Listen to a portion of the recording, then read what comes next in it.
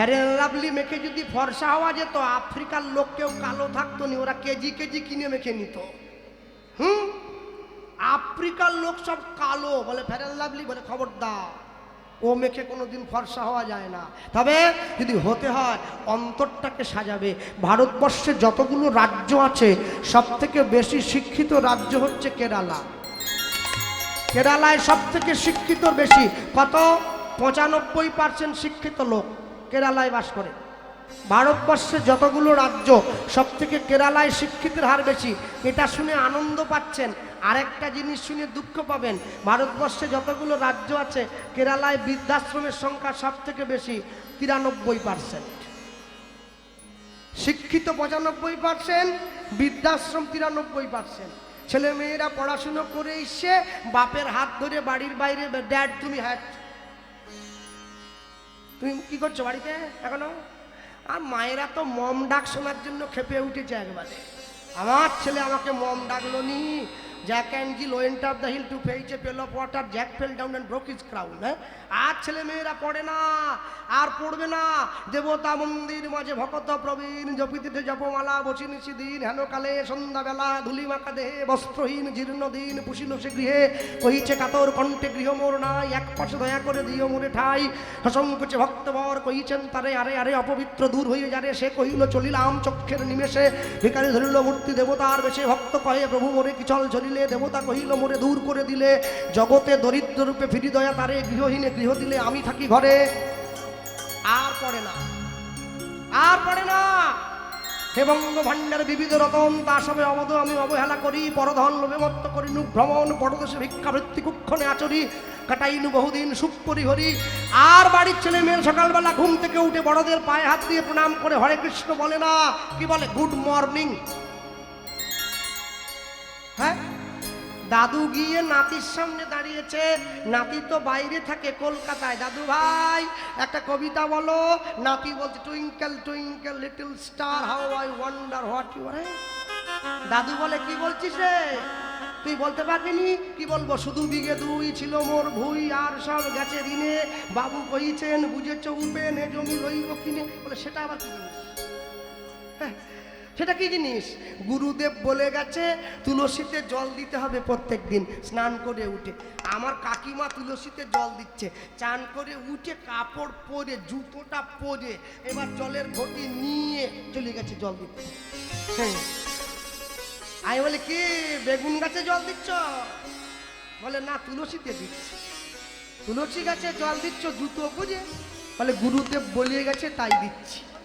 তুলসী গাছ আর বেগুন গাছের তফাৎ বুঝলে না, বাঙালি হয়েছে।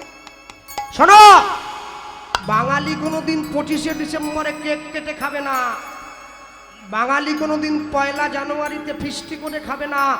বাঙালি মহাপ্রভুর জন্মদিন পালন করবে, বাঙালি ভগবান কৃষ্ণের জন্মদিন পালন করবে। জন্মদিনে কেক কাটবে না, পারলে মিষ্টি বিতরণ করবে, প্রদীপ নেভাবে না, পারলে মোমবাতি জ্বালাবে। তবে তোমার সংসারের কল্যাণ হবে, তবে তোমার সন্তানের কল্যাণ হবে। জীবনের ব্যালেন্সটা ঠিক করতে রাখতে শেখো। এক পকেটে মোবাইল থাকে, আরেক পকেটে গীতা রাখো, তবে তো ব্যালেন্স ঠিক থাকবে। এক রবিবার করে বাড়ির সবাই মিলে পিকনিক করতে যাও, মাছ মাংস খেতে যাও, আরেক রবিবার করে বাড়ির সবাই মিলে মন্দিরে গিয়ে প্রসাদ পাও, তবে তো জীবনের ব্যালেন্স ঠিক থাকবে। মাসে একদিন সিনেমা দেখতে যায় বাড়ির লোকেরা, মাসে একদিন করে হরিনাম শুনতে যাও, তবে তো জীবনের ব্যালেন্সটা ঠিক থাকবে। হ্যাঁ, মনে রাখবে জীবন এত সোজা না। পশুবৃত্তি মানব জাতি করে গো পালন, করে গো পালন। ছোট পোশাক পরাকে যারা আধুনিক বলে মনে করে, শরীর ঢাকা দেওয়া পোশাককে যারা গাইয়া ভূত বলে মনে করে, ছোট পোশাক পরা যদি আধুনিক হয় তাহলে আমি বলবো এর থেকে আমাদের মেদিনীপুরের গরুগুলো বেশি আধুনিক। ওরা কোনো পোশাকই পরেনি, এমনি ঘুরে বেড়ায়, তা ওরা তো সব থেকে আধুনিক বেশি। পশুবৃত্তি মানব জাতি করে গো পালন, করে গো পালন। অজ্ঞানতার অহংকারে পরিপূর্ণ মন, পরিপূর্ণ মন। সাদা কালো মন্দ ভালো পশু জানে না, পশু জানে না। মানব জাতি জানে কিন্তু মেনে চলে না। মেনে চলে না। এমন কিছু মানুষ আছে এই সংসারে, এই সংসারে তাদের হৃদয়ে ভরা ময়লা, তারা ভদ্র বেশে ঘোরে। ভদ্রবেশে ঘটে, ভদ্র বেশে ঘুরলে দেশে মানুষ বলে না। মানুষ বলে না।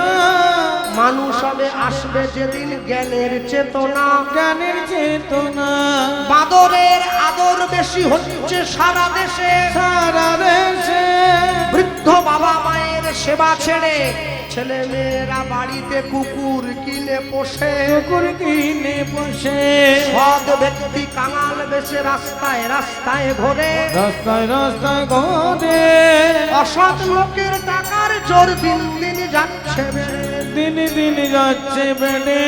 অধম দিন দাসে কয় ওরে মানুষ পশুর ধর্ম ছাড়ো। পশুর ধর্ম ছাড়ো।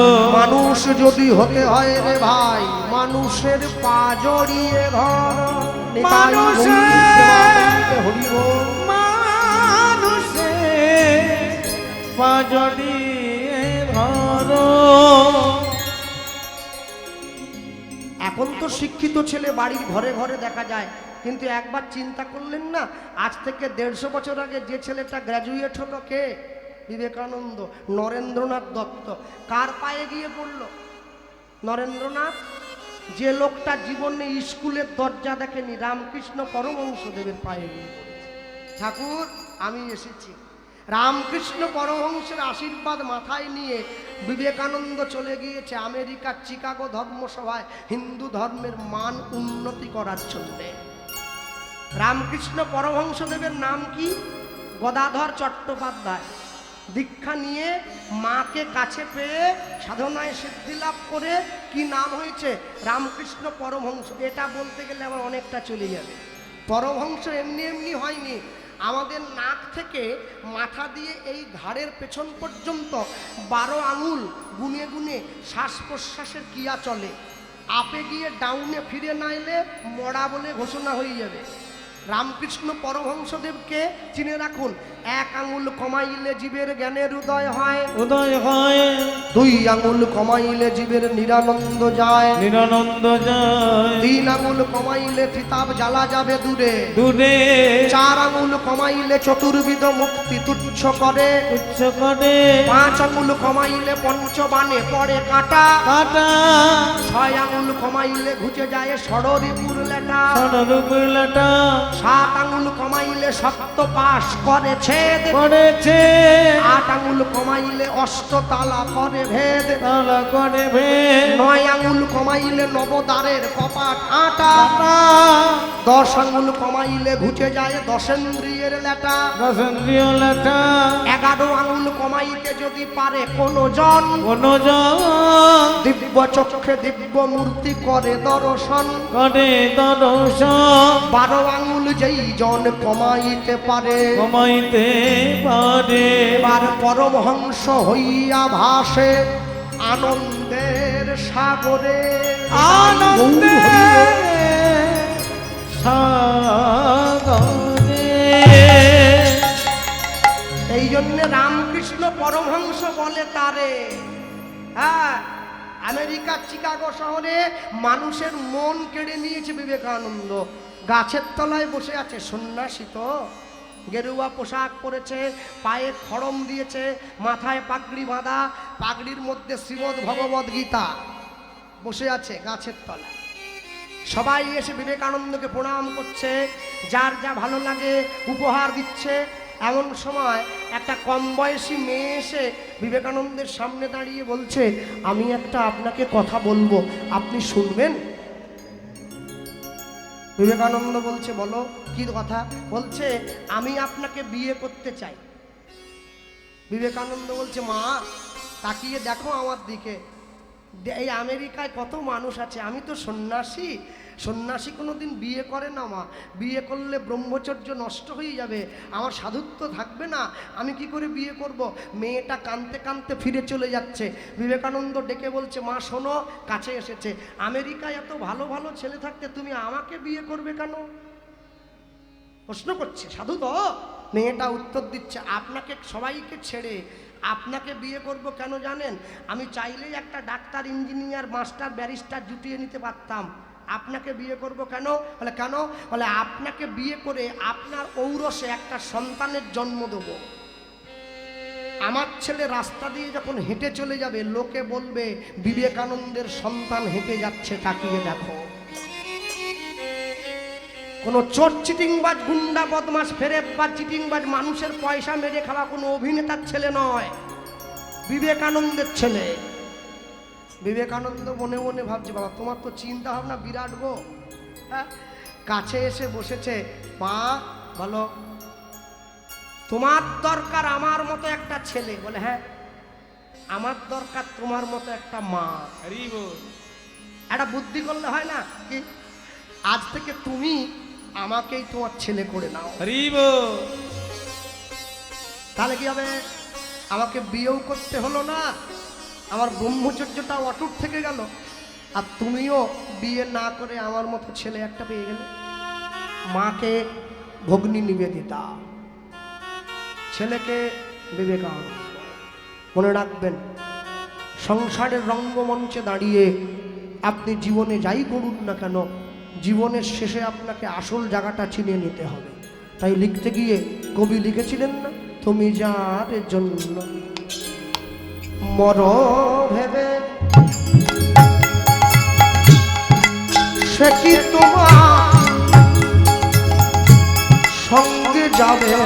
তুমি জানি ভেবে মা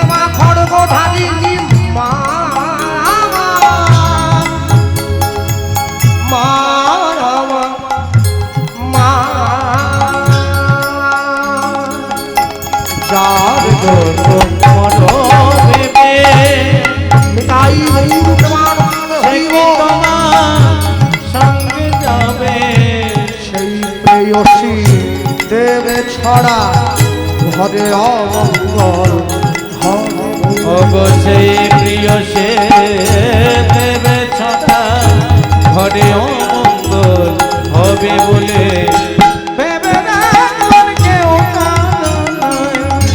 মিছে ভাবা ভবানে ভেবে না মন কেউ নয়।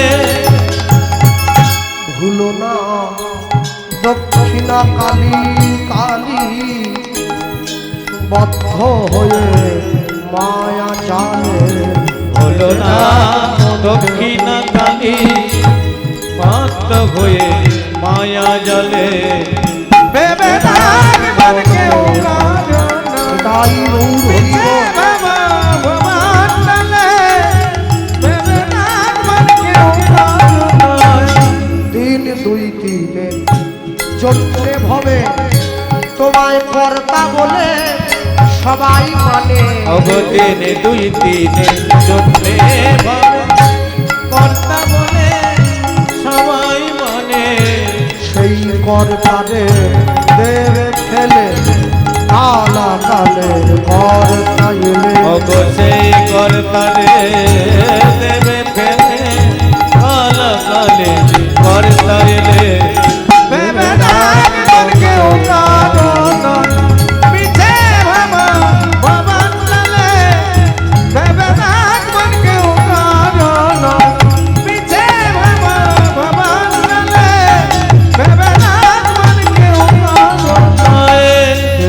জগন্নাথ হরে প্রসীদ প্রসীদ মাতর জগৎ বিলস্য আভাতানি চন্দ্রাণি देवी काली देवेश्वरी परमावृत्तिदात्री शक्ति पराविद्यादायिनी परमावृत्तिदात्री पद्याशक्ति विभूषिता या देवी नमो देव्यै छद्मदेव्यै स्वाधिकस्तु परमावृत्तिदात्री महामाये नमस्तुते परमा कल्याणी देवी शक्ति परा विद्या प्रदायिनी आराध्या प्रकृतिस्तमात्री शक्ति परा विद्या प्रदायिनी नमो देवै महादेवै शिवायै कृतज्ञः देवी काली देवत्री परमा शक्तिदायिनी परमा वैष्णवी योगी शक्ति परा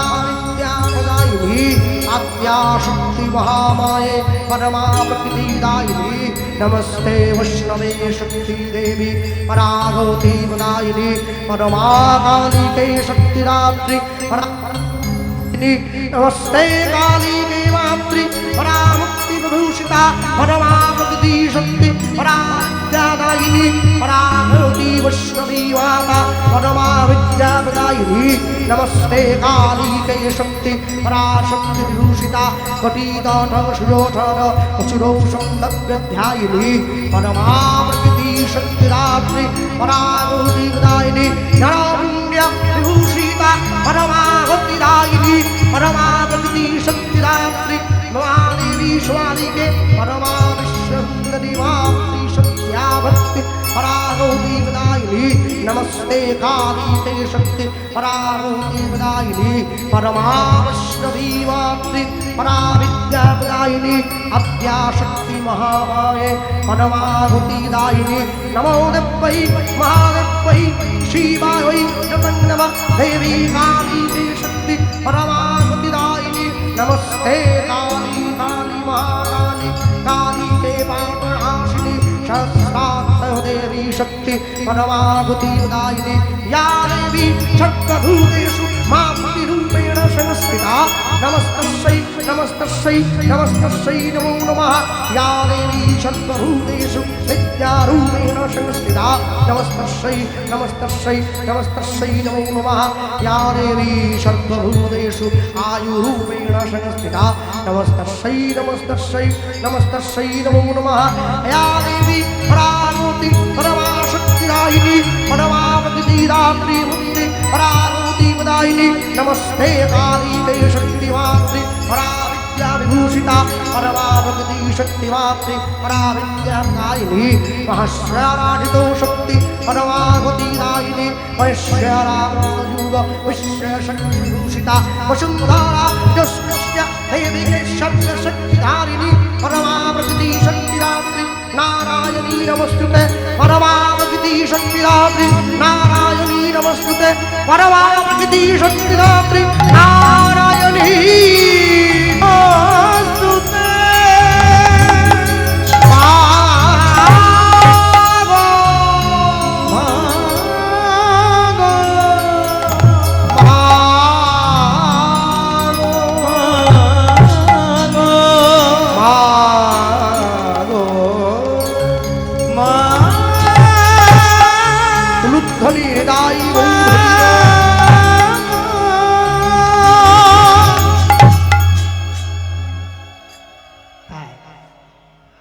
এই কমিটি দাদা ভাইদের দুজন গিয়ে আমার কাছে বলে এসেছিল তা আমি বলতে গিয়ে এই কথাটুকুই আপনাদের বলবো চণ্ডী সূক্তের এই যে 48টি শ্লোক আমি বললাম এই শ্লোক কটি মুখস্থ করতে আমার 4.5 মাস সময় লেগেছে তারপরে মুখস্থ করে খাতায় লিখতে হয়েছে যাতে উচ্চারণে ভুল না হয় তারপরে সুরের সঙ্গে একটা বসাতে হয়েছে সুর ছেড়ে গেলে শুনতে ভালো লাগবে না তারপরে হরিবাসরে দাঁড়িয়ে বলা অভ্যাস করতে হয়েছে আমি এই জন্যই কথাটা বললাম পুজো প্যান্ডেলে গিয়ে যখন ঠাকুরমশাই চণ্ডী পাঠ করে ব্রাহ্মণরা আমরা কত কটু কথা বলি পিছন থেকে টোন টিটকিরি করি কিন্তু একটা জিনিস ভুলে গেলে চলবে না খালি পেটে না খেয়ে আদার টুকরো একটু মুখে রেখে সকাল থেকে সন্ধ্যে পর্যন্ত পুরো চণ্ডী গ্রন্থটা একভাবে পড়ে যেতে হয় এত সুন্দর মাইক ওখানে থাকে না শুধু শুকনো একটা মাইক থাকে তাই তাদেরকে টোন টিটকিরি করার আগে নিজে একবার গিয়ে ওই জায়গায় দাঁড়িয়ে দেখলে হতো না পরকে নিন্দা করার আগে নিজেকে একবার তার জায়গায় দাঁড় করাতে হয় তবে বোঝা যায় তার জায়গায় যেতে গেলে কতটা শ্রম দিতে হয় ভক্তমণ্ডলী মায়েরা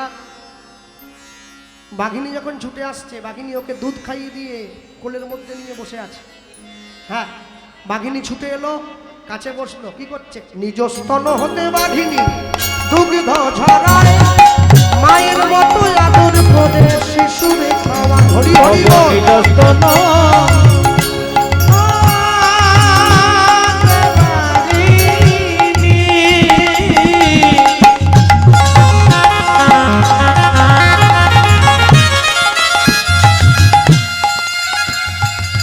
অবনীতস্তন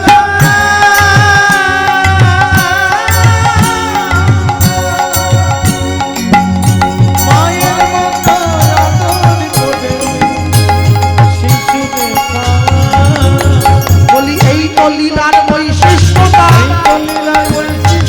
এই তো লীলার বৈশিষ্ট্যতা, এই তো লীলার বৈশিষ্ট্যতা, বাঘের দুগ্ধ মানুষ খাইব, এই তো লীলার বৈশিষ্ট্যতা, বাঘের দুগ্ধ এবার জগৎ জীবকে শিক্ষা দেব, বাঘের দুগ্ধ মানুষ খায় গো, জগৎ জীবকে শিক্ষা দেয়, বাঘের দুগ্ধ মানুষ খায়।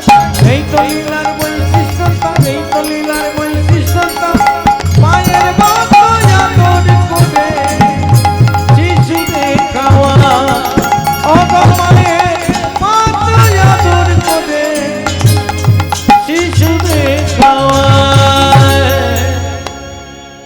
বাঘিনী ওকে দুধ খাইয়ে পাহারা দিয়ে নিয়ে বসে আছে। পরের দিন সকালবেলা জঙ্গলে কাঠকুড়ো নিবাসী কাঠকুড়োতে গিয়ে দেখছে কাদের বাড়ি ছোট একটা ছেলে জঙ্গলে পড়ে আছে। ছুটে গিয়ে কোলে নিয়ে নিয়েছে। কাকে দেবো? হ্যাঁ, আমাদের পাশে যে ব্রাহ্মণ পাড়াটা আছে, ব্রাহ্মণের কোনো ছেলে মেয়ে নেই। সোজা গিয়ে ব্রাহ্মণের কোলে দিয়ে দিয়েছে। ব্রাহ্মণ জঙ্গলের মধ্যে পড়েছিল, নাও কোলে নাও, ওকে মানুষ করো। তাহলে তাকিয়ে দেখো, জঙ্গলের মধ্যে জন্ম হলো, জন্ম হলো, মৌমাছির মধু পেল, মধু পেল, বাঘিনীর দুধ খেলো, দুধ খেলো, কাঠকুড়ানির কোলে উঠলো, বলে উঠল, ব্রাহ্মণ পাড়ায় ব্রাহ্মণের ঘরে গিয়ে ঢুকলো। ঘরে গিয়ে ঢুকলো। জন্ম আমাদের যেমনই হোক, যদি কর্ম ভালো হয় কর্ম ভালো হয়, তবে সব ভালো হলো, না হলে সব ধুয়ে মুছে পরিষ্কার হয়ে গেল। ধুয়ে মুছে পরিষ্কার হয়ে গেল। ব্রাহ্মণের বাড়িতে জন্ম নিয়ে ব্রাহ্মণ বাড়ির ছেলে হয়ে প্রতি বৃহস্পতিবার করে গ্রামে ঘুরে ঘুরে লক্ষ্মী পুজো করে, শুক্রবার দিন সকালবেলা চেকের লুঙ্গি পরে মগরাহাট বাজারে গিয়ে রুই মাছের পেটি কিনে আনলে ওকে ব্রাহ্মণ বলে বলে না, ওকে বলে বামুন। ব্রাহ্মণ লুঙ্গি পরে নাকি? লুঙ্গি পরে যেটায় সাসা সাসা, ব্রাহ্মণ লুঙ্গি পরবে না।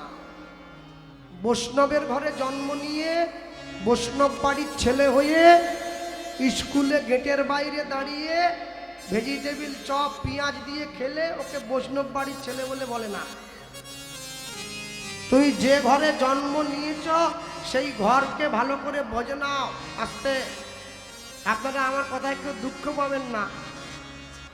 গ্রামের লোক ছুটে এসেছে ব্রাহ্মণের কাছে, ছুটে এসে কি বলছে, ঠাকুর মশাই বলো কবে করবে আয়োজন, কবে করবে আয়োজন, কবে করবে আয়োজন, কবে করবে আয়োজন, তোমার ছেলের অন্নপ্রাশন, কবে করবে আয়োজন, তোমার ছেলের অন্নপ্রাশন, কবে করবে আয়োজন, তোমার ছেলের অন্নপ্রাশন শুভদিনে শুভক্ষণে, তোমার ছেলের অন্নপ্রাশন শুভদিনের শুভক্ষণে, তোমার ছেলের অন্নপ্রাশন কবে করবে আয়োজন, কবে করবে আয়োজন, কবে করবে আয়োজন। ভক্তমণ্ডলী ভক্তিমতী মায়েরা, ব্রাহ্মণের ঘরে জন্ম হয়েছে, তাহলে অন্ন মানে ভাত নয়, অন্ন মানে গোবিন্দকে নিবেদন করা ভোগ। এই পৃথিবীতে যতক্ষণ না পর্যন্ত কোনো জিনিস গোবিন্দ সেবায় লাগে তাকে প্রসাদ বলে না, তাকে বলে কল্প। কালী, দুর্গা, শীতলা, মনসা, ষষ্ঠী, যত দেবদেবী আছে তাদের সেবায় যা লাগে তাকে বলে কল্প। শিবরাত্রির দিন পাড়ার ছেলেরা পাড়ার কোণে বসে গাঁজা খাচ্ছে। তারপরে এবারে একজনা বলছে, কে আবার গাঁজা কেন খাচ্ছ? বলে তোমরা দেখছো গাঁজা, কিন্তু আমরা গাঁজা বলে দেখছি না। কেন? বলে আমরা দেখছি বাবার প্রসাদ খাচ্ছি। তাহলে গাঁজা যদি বাবার প্রসাদ হয়, বাবা তো বিষও খেয়েছিল, একটু খা, বলে না খাবো না, গাঁজা খাবো কিন্তু বিষ খাবো না। কেন? বলে বাবা তো বিষ খেয়ে বেঁচেছিল, আমি বিষ খেলে মরে যাবো, তাই আমি খাবো। শিব কোনোদিন গাঁজা খায় না, এগুলো মানুষে তৈরি করেছে। হ্যাঁ, নাম করে ভোলা, ভাং খায় তার চেলা। শিব কোনোদিন গাঁজা খায় না, মনে রাখবেন। তাহলে অন্য মানে ভাত নয়, অন্য মানে গোবিন্দকে নিবেদন করা ভোগ। মানুষ এত অসভ্য হয়ে গেছে, মা কালীর সামনে পাটা বলি দেয়, দিয়ে কি বলে জানো, মায়ের প্রসাদ খেতে যাচ্ছি। অসভ্য কোথাকার। ছাগল আবার প্রসাদ হলো? ছাগল প্রসাদ? সোনারপুরের খাসি খেলেই মুখে হাসি, ছাগল আবার কবে থেকে প্রসাদ হয়ে গেল? এই যে আমার মাকে দেখছেন বসে আছে পাশে, হ্যাঁ, বাড়িতে কেউ নেই, আমি আর আমার মা, দুইজন সদস্য। মা সকালবেলা রান্না করছে, কালী পুজোর পরের দিন আমার কীর্তন ছুটি আছে, বাড়িতে বসে আছে। সকালবেলা একজন এসেছে, পাশের বাড়ির জেঠু, আমাকে নিমন্ত্রণ দিচ্ছে, কৃষ্ণ এই কাল আজকে দুপুরবেলা তোর আর তোর মায়ের আমাদের বাড়িতে পাঁঠা প্রসাদের নিমন্ত্রণ বলে দিয়ে চলে যাচ্ছে। আমি চিন্তা করছি, ছাগল আবার কবে থেকে প্রসাদ হয়ে গেল? হ্যাঁ, ওর নাতি হয়নি বলে মায়ের কাছে পাটা বলি দিয়েছে, নিয়ে গেছে। তা আমি মাকে গিয়ে বললাম, মা জেঠু এসে ডাক দিয়ে গেছে, জেঠু বাড়িতে পাঁঠা প্রসাদের নিমন্ত্রণ। যেই বলেছি, তা মা বলছে যদি খাও তো যাবে। তা আমি বললাম, মা একটা কথা বলো। মা আবার আমার সঙ্গে কথা কম বলে, আমাকে বলছে বলো। আমি বলি মা, বলে কি? মানে ছাগল আবার কবে থেকে প্রসাদ হয়ে গেল? যেই বলেছি না, রান্না করতেছিল, খুন্তি নিয়ে আমার দিকে তেড়ে এসছে একেবারে। যে তোকে নিমন্ত্রণ দিয়ে গেছে তাকে গিয়ে বল, দূর হ, তাড়িয়ে দি। আমি হরি নাম করি, আমি কি ছাগল খাবো না? তা আমি তো যাইনি। পরের দিন সকালবেলা গানে বেরোচ্ছি, আর জেঠু বাজারের ব্যাগ নিয়ে বেরোচ্ছে। যেইখানে বাঘের ভয় সেইখানে সন্ধ্যা হয়। এই কৃষ্ণ গেলিনি, দারুণ রান্না হয়েছিল। হ্যালো জেঠু, আমি হরি নাম গাই, আমি কি ছাগল খাবো? ওরে নিরামিষ, নিরামিষ। কে নিরামিষ? ছাগল আবার নিরামিষ হয় নাকি? ও হয় জেঠু, তুমি ছাগল বললে? হ্যাঁ হ্যাঁ, পাঁটা পাঁটা পাঁটা। তাহলে পাঁটাও বলছো, নিরামিষও বলছো, কি বলছো? ওহ, সারা জীবন শুধু কীর্তনই করে গেলি, বুদ্ধি হলেন। ওরে বোকা ছেলে, পেঁয়াজ রসুন পড়েনি, শুধু আদা দিয়ে হয়েছে। পেঁয়াজ রসুন পড়েনি, শুধু আদা। শুধু পেঁয়াজ রসুন পড়েনি বলে ছাগল নিরামিষ হয়ে গেল? হ্যাঁ, বামুনদের অসভ্যতা, ওরা খাবে বলে এইসব তৈরি করেছে। এই ছেলেটা আমার দলে বাঁ দিকে খোল বাজিয়ে খায়। ওর বাবা মারা গিয়েছিল, ওর বাবার শ্রাদ্ধে আমাকে নিমন্ত্রণ দিয়েছে। আমি গিয়েছি, আমি গিয়ে দেখছি ঠাকুর মশাই টলিতে করে স্টিলের খাট আর গদি লোড করছে। তা আমি বললাম, তুমি একটা খোল বাজিয়ে খাও, তুমি ঠাকুর মশাইকে খাট কি করে দিলে? তো ও বলছে, ঠাকুর মশাইকে নাকি আমার বাবা স্বপ্ন দিয়েছে, আমার ছেলে তোমাকে খাট দেবে, তুমি সেই খাটে শোবে, তাহলে ওর বাপের আত্মা শান্তি পাবে। যার বেটা তাকে স্বপ্ন দিল নি, পাড়া ঠাকুর মশাইকে গিয়ে স্বপ্ন দিল। কি অসুখ! মানে হ্যাঁ, আমি শুধু অবাক হয়ে যাই। হ্যাঁ, এরম কেন তোমরা, এরম কেন? মনে রাখবে, মা কালীর পুজোতে কোনোদিন মদ লাগে না, লাল নীল বোতলের মদ কোনোদিন মাকে দিতে নাই। মায়ের পুজোতে মদ লাগে কেন জানো? আমি ছোট্ট করে বললে যারা জ্ঞানী গুণীজন ধরে নেন, ঊর্ধ্বলিঙ্গ ঊর্ধ্বজনী ঊর্ধ্বরতি হয়, ঊর্ধ্ব না হইলে জীবে যাবে জমালয়। পুরুষের লিঙ্গ হয় মস্তকের মণি, তালইয়া খেলা করে দেবপদ্মজনী। শ্রী রাধিকা হয় তার প্রেমের মহাজন, সেই মানুষের বাড়ে ওজন, তাকে বলে মহাজন। মা কালীর পুজোতে মদ লাগে। কোন মদ জানো? বাজার থেকে কিনে আনা নীল লাল মদ নয়। কোন মদ? এই যে মানব দেহ করো নিরীক্ষণ, করো নিরীক্ষণ, চতুর্বিংশ তথ্যে মানব দেহেরই গঠন, দেরি গঠন, পঞ্চভূত ষড়রিপু একত্র করিয়া, একত্র করিয়া, তার মধ্যে 10 ইন্দ্রিয় লইবে ধরিয়া, লইবে ধরিয়া, মহাভূত অহংকার সহকারে মন, সহকারে মন, এই 24 তথ্যে মানব দেহেরই গঠন, দেরি গঠন, সহস্রাৎ পদ্ম হয় সহস্রের দল, সহস্রের দল, মধ্যে একটা রামেশ্বর গোলকমণ্ডল, গোলকমণ্ডল নাসামূলে দ্বিদল পদ্ম রূপ খণ্ড নাকি, রূপখণ্ড নাকি কণ্ঠ জুড়ে 16 দল পদ্ম মাঝে দিল রাখি, মাঝে দিল রাখি হৃদপদ্ম বিরাজিত দ্বাদশ যে দলে, দ্বাদশে দলে কুলকুণ্ডলিনী শক্তি 10 দল নাভি মূলে, রবি বলে নাভির নিম্ন ভাগে এক সরোবর, এক সরোবর অষ্টাদল পদ্ম আছে তাহারে ভিতর, তাহার ভিতর তার মধ্যে আছে নারী 3.5 কোটি, 3.5 কোটি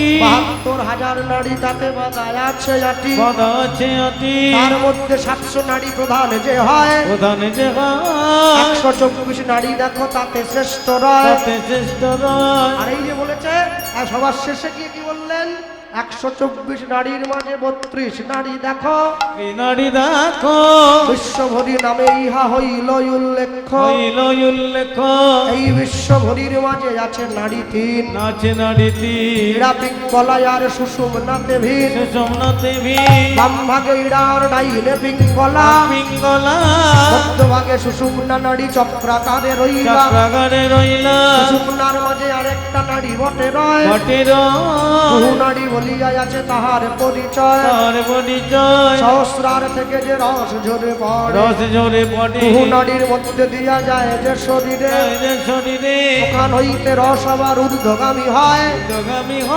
ওটা হয় গিয়ে কুণ্ডলিনীর শিরে পড়ে ভাই। শিরে পড়ে ভাই যদি কেউ নিজের আলজিহা উল্টো করে উল্টো করে এক বিন্দু গুরু কৃপায় সেই রস পান করিতে পারে, পান করিতে পারে তার এই দেহখানায় অটুট হয়ে গেল, অটুট হয়ে গেল প্রেমানন্দে সবে মিলে হরি হরি। প্রেমানন্দে সবাই মিলে হরি হরি বলো। অন্নপ্রাশন হলো, ছেলে একটু একটু করে বড় হলো, গোপাল সিংহ নাম নিয়ে ছেলে সংসারের মাঝে প্রতিষ্ঠা হলো। বাঁকুড়া জেলার মন্দিরে নয়, ভগবানকে নদীতে গিয়ে স্নান করতে গিয়ে ভগবানকে পেয়েছিল, তুলে এনে মন্দিরের মধ্যে ভগবানকে বসিয়ে দিয়েছে। আজও পর্যন্ত সেই মন্দিরে একইভাবে ভগবান বসে আছে মদন মোহন নাম নিয়ে, আজও পর্যন্ত গেলে দর্শন করবেন সেই ভগবান মন্দিরের মধ্যে।